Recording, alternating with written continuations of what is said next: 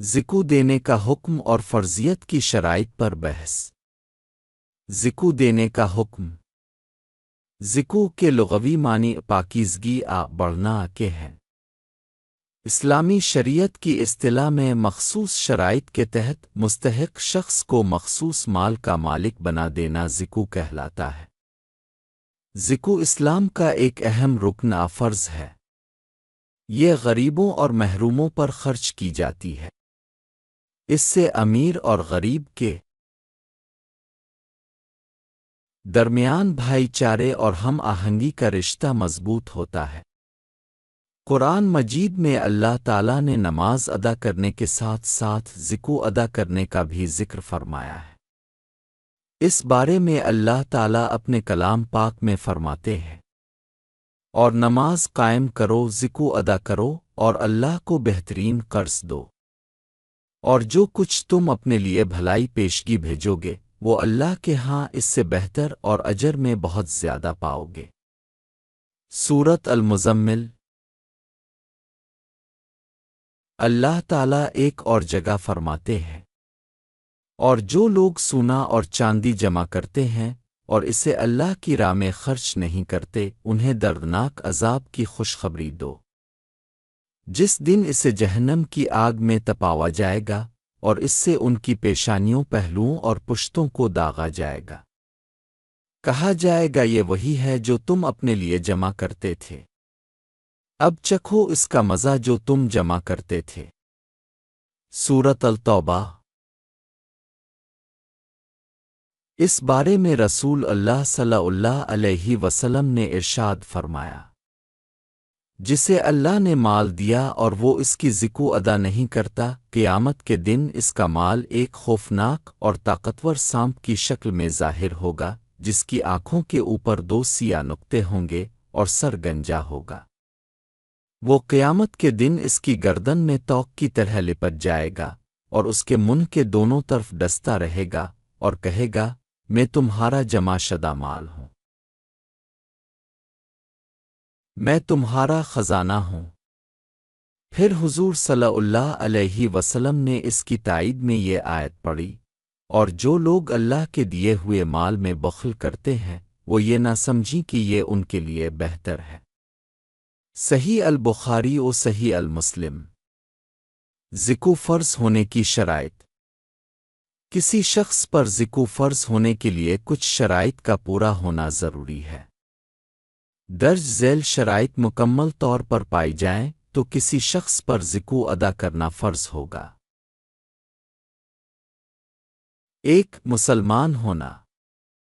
لہذا کافر پر ذکو ادا کرنا فرض نہیں، چاہے وہ پیدائشی کافر ہو یا مرتد، اسلام ترک کرنے والا۔ 2 آزاد ہونا۔ لہذا غلام پر ذکو ادا کرنا فرض نہیں۔ 3 بالغ ہونا۔ لہذا نابالغ پر ذکو ادا کرنا فرض نہیں۔ 4 صاحب عقل ہونا۔ لہذا پاگل پر ذکو ادا کرنا فرض نہیں۔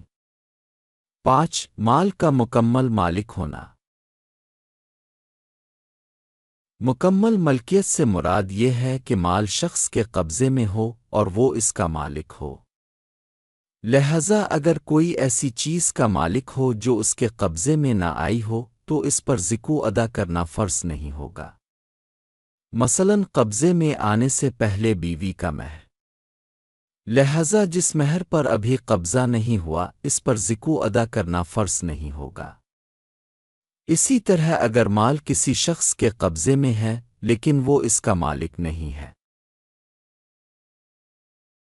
مثلاً مقروض شخص جس کے ذمے دوسرے کا مال ہو، اس پر ذکو نہیں۔ 6 مال کا نصاب تک پہنچنا۔ اگر کسی کا مال نصاب تک نہ پہنچے تو اس پر ذکو ادا کرنا فرض نہیں ہوگا۔ جن اموال پر ذکو دی جاتی ہے ان کے مختلف ہونے کی وجہ سے نصاب بھی مختلف ہوتا ہے۔ 7 مال کا صاحب مال کے روزمرہ اخراجات سے زائد ہونا۔ لہذا رہائش، لباس، گھر کے سامان، گاڑیوں اور استعمال شدہ ہتھیاروں پر ذکو ادا کرنا فرض نہیں ہوگا۔ وہ آلات جن سے پیداوار میں مدد لی جاتی ہے ان پر زکو ادا کرنا فرض نہیں ہوگا۔ اسی طرح علم حاصل کرنے کے لیے استعمال ہونے والی کتابوں پر زکو ادا کرنا فرض نہیں ہوگا۔ اگر کتابیں کاروبار کے لیے ہوں تو ان پر زکو ادا کرنا فرض ہوگا۔ 8 مال کا قرض سے پاک ہونا۔ جس شخص پر اتنا قرض ہو کہ وہ نصاب کو ڈھانپ لے نصاب کو کم کر دے، یعنی اس پر اتنا قرض ہو کہ اگر وہ ادا کر دیا جائے تو نصاب نہیں رہتا نصاب سے کم ہو جاتا ہے، تو اس پر زکو ادا کرنا فرض نہیں ہوگا۔ 9 مال کا بڑھنے والا ہونا۔ چاہے وہ مال حقیقت میں بڑھنے والا ہو یعنی مویشی وصفی طور پر بڑھنے والا ہو یعنی سونا چاندی۔ سونا اور چاندی کو بڑھنے والا سمجھا گیا ہے، چاہے وہ پکا ہوا ہو یا نہ ہو، زیور کی شکل میں ہو یا برتن کی شکل میں، اس پر زکو ادا کرنا فرض ہوگا۔ اگر کاروبار کے مقصد سے نہ ہو تو قیمتی پتھروں اور جواہرات پر زکو ادا کرنا فرض نہیں ہوگا۔ مثلاً موتی، یاقوت اور زمرد، یہ قیمتی پتھر نہ تو حقیقی بڑھنے والے ہیں اور نہ ہی وصفی طور پر بڑھنے والے۔